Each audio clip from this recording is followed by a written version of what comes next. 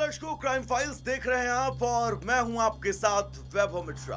Crime files में आज बात एक ऐसी कहानी की जिस कहानी ने इस देश की न्याय व्यवस्था पर बहुत सारे सवाल उठाए हैं और जिस कहानी ने एक कहावत को सत्य कर दिया है कि जब आपको न्याय बहुत देर से मिले तो वो न्याय भी अन्याय के बराबर होता है, वो इंसाफ भी नाइंसाफी के बराबर होता है। दरअसल आज से 4 साल पहले साल था 2022, जब आपको याद होगा कि दिल्ली के मेहरौली में एक श्रद्धा वॉलकर नाम की लड़की की हत्या कर दी जाती है। न सिर्फ उसका लिव इन पार्टनर उसकी हत्या करता है, बल्कि अपनी लिव इन पार्टनर श्रद्धा के शव के तकरीबन 35 से ज्यादा टुकड़े करता है और इन टुकड़ों को वो बाकायदा फ्रिज में रखता है, जिसके बाद वो धीरे धीरे करके इन टुकड़ों को मेहरौली के ही जंगलों में फेंक देता है। दरअसल इस वक्त उस केस को मैं भी ट्रैक कर रहा था। 2022 का वो पूरा प्रकरण, जब आफताब को लगातार पूछताछ के लिए पुलिस रिमांड पर ले रही थी। रिमांड पर लेने के साथ ही उसे एफएसएल के दफ्तर ले जाया जाता था। उसके बाद उसका पॉलीग्राफी टेस्ट होता है। उस टेस्ट में उसने जो सवाल किए गए, उन सवालों के जो उसने जवाब दिए हैं, इन तमाम बातों को आज सिरे से समझने की कोशिश करेंगे। लेकिन आज इस केस को मैं आपके सामने लेकर क्यों आया हूं, इसकी सबसे बड़ी वजह यह है कि श्रद्धा वॉलकर के जिन 35 टुकड़ों को मेहरौली के जंगलों में फेंका गया था, उन 35 में से कई टुकड़े ऐसे थे जो पुलिस को साक्ष्य के रूप में मिले थे। जब पुलिस मेहरौली के उन घने जंगलों में जाती थी और उस जंगल का चप्पा चप्पा छाना जाता था, उस वक्त मैं खुद पुलिस टीम के साथ रहता था, क्योंकि पुलिस को श्रद्धा वॉलकर के उन शरीर के टुकड़ों तक पहुंचना बहुत बड़ी चुनौती थी। लेकिन उसके बावजूद भी दिल्ली पुलिस इस पूरे केस को जो इन्वेस्टिगेट कर रहे थे, उस टीम को श्रद्धा वॉलकर के शरीर के कई टुकड़े मिले। अब ऐसे में समझना ये होगा कि आखिर ये श्रद्धा वॉलकर के ही शरीर के टुकड़े थे। ऐसे में श्रद्धा वॉलकर के उन कथित टुकड़ों को सैंपल उनके जांच के लिए भेजे गए और जांच में डीएनए रिपोर्ट में यह साबित हुआ कि ये शरीर के टुकड़े श्रद्धा वॉलकर के ही हैं। दोस्तों, श्रद्धा वॉलकर के live in partner Aftab Poonawalla ने श्रद्धा के शरीर के 35 से ज्यादा टुकड़े किए और जब आफताब से पूछा गया कि इन टुकड़ों को किए जाने के पीछे की वजह क्या है, तब उसने सिर्फ और सिर्फ इतना कहा कि वो ये चाहता था कि श्रद्धा के शरीर के टुकड़े किसी को ना मिले, इसी के चलते उसने पूरी प्लानिंग की थी। लेकिन अभी भी कोर्ट में उसने खुलकर कुछ नहीं बोला है। पुलिस में जो बयान दिया, उस बयान के आधार पर मैं आपको ये बता रहा हूं। दरअसल पुलिस को जो आप बयान देते हैं ऐसे मामलों में और कोर्ट में जो बयान होते हैं, वो बयान दोनों बहुत अलग अलग होते हैं और पुलिस के सामने दिया गया बयान कोर्ट में किसी भी तरह से मान्य नहीं होता है और इस बात को आफताब पूनावाला बहुत अच्छे से जानता था। इस केस को आज आप सबके सामने लाए जाने के पीछे की बड़ी वजह यह है क्योंकि ये केस तकरीबन 4 साल हो चुके हैं और 4 साल के अंदर अभी तक श्रद्धा वॉलकर के टुकड़े कोर्ट में पेश किए जाने को लेकर इसकी केस प्रॉपर्टी के तौर पर अभी भी अदालतों का चक्कर काट रहे हैं और अभी भी पुलिस के पास ये श्रद्धा वॉलकर के शव के टुकड़े जो मेहरौली के जंगलों से बरामद किए गए थे, वो अभी तक पुलिस कस्टडी में पुलिस के पास ही मौजूद हैं और पुलिस के तहखाने में ही ये श्रद्धा वॉलकर के शव के टुकड़े अभी तक रखे हुए हैं। परिवार परेशान है क्योंकि 4 साल आप सोचिए इस पूरे हत्याकांड को हो चुके हैं। 4 साल बाद अभी तक श्रद्धा के उन टुकड़ों का भी अंतिम संस्कार नहीं हुआ है, क्योंकि हमारे हिंदू धर्म में ये रीति रिवाज है कि जब कोई भी मरता है और उसका शरीर क्षत-विक्षत अवस्था में पाया जाता है, उसके बावजूद भी अंतिम संस्कार किया जाना, अंतिम संस्कार सबसे महत्वपूर्ण इसलिए है क्योंकि वहां से मोक्ष का रास्ता खुलता है, आत्मा को मोक्ष मिलता है। लेकिन अभी तक श्रद्धा का अंतिम संस्कार नहीं हो सका है। अंतिम संस्कार के बीच श्रद्धा के पिता जो लगातार इस पूरे केस में कोर्ट के चक्कर काट रहे थे, 2025 में श्रद्धा के पिता को हार्ट अटैक आया और उनकी मौत हो गई। यानी कि श्रद्धा के पिता इस पूरे मामले में तकरीबन 3 साल तक न्यायालयों के चक्कर काटते रहे, लेकिन आखिरी में इस पूरे मामले से वो परेशान थे, उनको दिल का दौरा पड़ा और उनका निधन हो गया। आपको एक जानकारी ये भी दे दें कि श्रद्धा की माँ जो थी, श्रद्धा की माँ की मौत इस पूरे हत्याकांड से 2-3 महीने पहले साल 2022 में हुई थी। यानी कि श्रद्धा की माँ की मौत का जो जुड़ाव है वो इस केस से नहीं है, लेकिन श्रद्धा के पिता की मौत का जुड़ाव सीधे तौर पर इस केस से है और इसीलिए लगातार सवाल पूछे जा रहे हैं कि आफताब के इस पूरे मामले में आफताब वर्सेस स्टेट जो ये मुकदमा चल रहा है, इस मुकदमे में इतने लंबे ट्रायल आखिर क्यों चल रहे हैं कि 4 साल बाद भी अब तक श्रद्धा का अंतिम संस्कार नहीं हो सका है। अब अगर इस पूरे मामले की मैं बात करूं, कैसे इस पूरे केस को इन्वेस्टिगेट किया गया, आफताब पूनावाला के मन में क्या चल रहा था, कैसे उसने अपनी लिव इन पार्टनर की हत्या की और कैसे उस पर हत्या किए जाने के बाद शव के टुकड़े करके उन टुकड़ों को महरौली के जंगलों में फेंकने के आरोप लगे। अगर इसकी मैं तय तक जाऊं तो साल था 2022, जब एक महरौली में ही रहने वाले आफताब पूनावाला नाम के एक शख्स जो श्रद्धा वॉलकर के साथ लिव इन रिलेशनशिप में रहता था, इन दोनों के बीच किसी बात को लेकर झगड़ा हुआ। जैसा कि अब तक पूछताछ और पूरी इन्वेस्टिगेशन में ये चीजें क्लियर हुई हैं कि श्रद्धा लगातार आफताब से शादी को लेकर दबाव बना रही थी और वो चाहती थी आफताब के साथ अपने लिव इन रिलेशन को शादी के रिश्ते में बदलना, लेकिन आफताब लगातार श्रद्धा को शादी करने से इनकार करता रहा। और ऐसे में श्रद्धा ने जब एक दिन बहुत ज्यादा दबाव डाला, जिसके बाद आफताब ने श्रद्धा की हत्या कर दी। इस हत्या के बाद आफताब डर गया और वो अपने आप में पूरी तरह से पैनिक था। फिर उसने YouTube पर, सोशल मीडिया पर ऐसे कई उपायों को देखा कि आखिर किसी की हत्या के बाद उसके शव को कैसे छिपाया जाए, कैसे उसके शव को फेंका जाए। और जब तक ऐसे मामलों में पुलिस के पास कोई शव का टुकड़ा या फिर शव नहीं होता है, तब तक कोर्ट के अंदर यह साबित करना पुलिस के लिए बहुत बड़ी चुनौती हो जाती है कि शख्स की मौत हुई है या नहीं,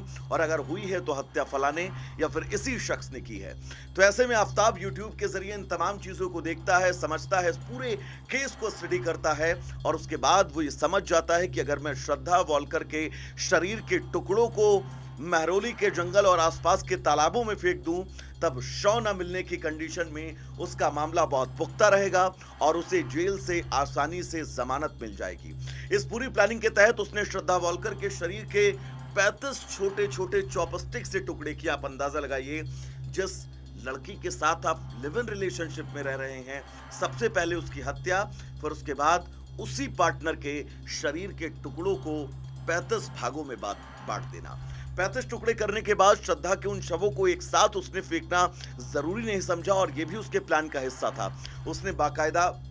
एक नई फ्रिज मंगाई, उस फ्रिज के अंदर श्रद्धा वॉलकर के सभी 35 टुकड़ों को फ्रिज में रखा और उसके बाद देर रात वो महरौली के अपने कमरों से निकलता था, पैदल पन्नी में, काली कलर की पन्नी में श्रद्धा वॉलकर के शव के कुछ टुकड़े लेकर जाता था और महरौली के जंगल, महरौली के घने जंगलों के साथ ही उसके पास जो एक बहुत बड़ा तालाब मौजूद है, उन तालाब में भी वो श्रद्धा के शव के टुकड़े धीरे धीरे करके फेंकता था। लेकिन इस पूरे मामले का जब खुलासा हुआ तो इस खुलासे ने पूरे देश को चौंका दिया। आफताब पूनावाला की गिरफ्तारी हुई। आफताब की गिरफ्तारी के बाद इस पूरे केस में पुलिस ने इन्वेस्टिगेशन की शुरुआत की। पुलिस ने सबसे पहले आफताब से पूछा कि श्रद्धा की हत्या उसने क्यों की। आफताब ने बहुत खुलासे किए। उन खुलासों के बीच पुलिस के सामने सबसे बड़ी चुनौती थी, क्योंकि पुलिस को अब तक श्रद्धा की शव नहीं मिला था, श्रद्धा की बॉडी नहीं मिली थी। ऐसे में पुलिस के सामने ये बड़ी चुनौती थी और जिस वेपन से श्रद्धा को मौत के घाट उतारा गया है, वो हथियार भी पुलिस ने अब तक बरामद नहीं किया था।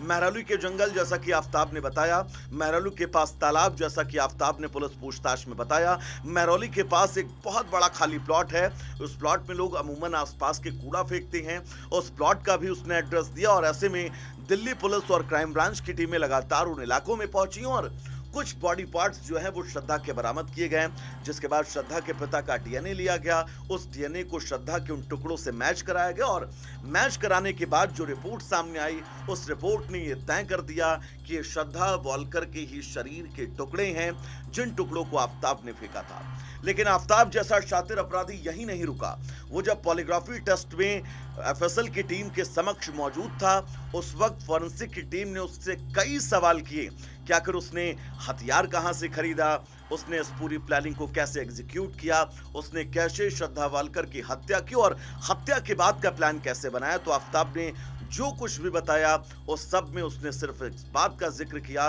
कि वो लगातार पुलिस की टीम को गुमराह कर रहा था। इस टेस्ट के बीच बहुत सारे ऐसे सवालों के जवाब भी मिल गए, जिन सवालों के जवाब पुलिस के लिए बड़ी चुनौती थे। लेकिन अभी तक अगर मैं इस पूरे केस की बात करूं तो श्रद्धा का पार्थिव शरीर यानी कि श्रद्धा के शरीर के टुकड़े अभी तक परिवार को नहीं सौंपे गए हैं कि श्रद्धा का अंतिम संस्कार हो सके। तकरीबन 6000 पन्नों की चार्जशीट पुलिस कोर्ट में पेश कर चुकी है। 235 गवाहों को कोर्ट में अब तक पेश किया जा चुका है, लेकिन अभी तक इंसाफ बहुत दूर है। श्रद्धा की वकील, अगर मैं उनकी बात करूं तो सीमा कुशवाहा ने इस पूरे मामले का जिक्र किया और सीमा कुशवाहा ने यह कहा कि श्रद्धा वॉलकर के मामले में कोर्ट लगातार डिले कर रहा है, लेकिन ये खबर अब लगातार क्यों एक दोबारा सुर्खियों में आ गई, अगर इसका मैं जिक्र करूं तो श्रद्धा वॉलकर की हत्या का मुख्य आरोपी यानी कि आफताब, जिसने कोर्ट में यह अपील किया, उसकी तरफ से कोर्ट में अपील की गई कि 20 जुलाई जो इस पूरे मामले में अगली सुनवाई होनी थी, उस सुनवाई को टाल दिया जाए क्योंकि उसका एमए सोशियोलॉजी का जो है वो पेपर होना है और ये पेपर तिहाड़ जेल की में ही परीक्षा केंद्र जो अंदर बना हुआ है उस परीक्षा केंद्र में उसका पेपर होना है, जिसमें वो फिजिकली मौजूद रहना चाहता है, जिसके चलते उसने कोर्ट से अपील की कि उसे 20 जुलाई जो तारीख मिली है उस तारीख को टाला जाए और आगे कोई तारीख दी जाए। लेकिन दिलचस्प बात यही है कि इस पूरे मामले में आफताब पूनावाला को लगातार कोर्ट की तरफ से राहत मिल रही थी और जब उसने अपनी परीक्षा को लेकर कोर्ट में अपील की, उसके बाद भी कोर्ट ने आफताब पूनावाला के इस पूरे मामले में जो सुनवाई 20 जुलाई को होनी थी, यानी कि अब से तकरीबन 6 दिन बाद, उस सुनवाई को आगे यानी कि 21 जुलाई के लिए टाल दिया गया। और यही वजह है कि न सिर्फ श्रद्धा वॉलकर की वकील सीमा कुशवाहा, न सिर्फ श्रद्धा वॉलकर के परिवार वाले, क्योंकि माता पिता अब है नहीं, श्रद्धा का भाई, श्रद्धा के जो दूर दराज के रिश्तेदार हैं, जो श्रद्धा के दोस्त हैं, न सिर्फ वो बल्कि अब पूरा देश ये सवाल पूछ रहा है कि इस पूरे मामले में कोर्ट इतनी ढुल रवैया, लचर रवैया क्यों दिखा रहा है और 4 साल से अभी तक श्रद्धा का अंतिम संस्कार ना हो पाना, ये भी अपने आप में बहुत सारे सवाल उठाता है। इस पूरे मामले में एक सबसे महत्वपूर्ण पहलू यह भी है क्योंकि श्रद्धा के एक दोस्त ने जिस बात का जिक्र किया, उससे जब मीडिया ने यह सवाल पूछे कि श्रद्धा वॉलकर के मामले में जो ये फैसला आया है, तारीख आगे की गई है, इस पर आपका क्या कहना है, तो उसके दोस्त ने भी कहा कि अब तो परिवार में मुख्य तौर पर श्रद्धा का अंतिम संस्कार करने वाला भी कोई नहीं रहा, क्योंकि श्रद्धा के पिता की मौत हो चुकी है, श्रद्धा की मां की मौत हो चुकी है, श्रद्धा का सिर्फ और सिर्फ एक भाई है जो श्रद्धा के अंतिम संस्कार और कोर्ट के चक्कर लगातार लगा रहा है, लेकिन अभी तक न्याय नहीं मिल रहा है। सीमा कुशवाहा का यह कहना है कि अब वो इस पूरे मामले को बहुत जल्द दिल्ली हाई कोर्ट में अपील करेंगी, क्योंकि 4 साल से सिर्फ इस केस का ट्रायल चल रहा है और सीमा कुशवाहा को ये उम्मीद है कि दिल्ली हाई कोर्ट में जब ये मामला जाएगा तो हो सकता है न्याय और इंसाफ की कोई नई किरण उन्हें जरूर नजर आए। और यही वजह है कि अब सीमा कुशवाहा के इस बयान के बाद ये पूरे मामले ने एक बार फिर से तूल पकड़ा है और देश भर में इस देश की कानून व्यवस्था को लेकर भी बहुत सारे सवाल उठाए जा रहे हैं कि आखिर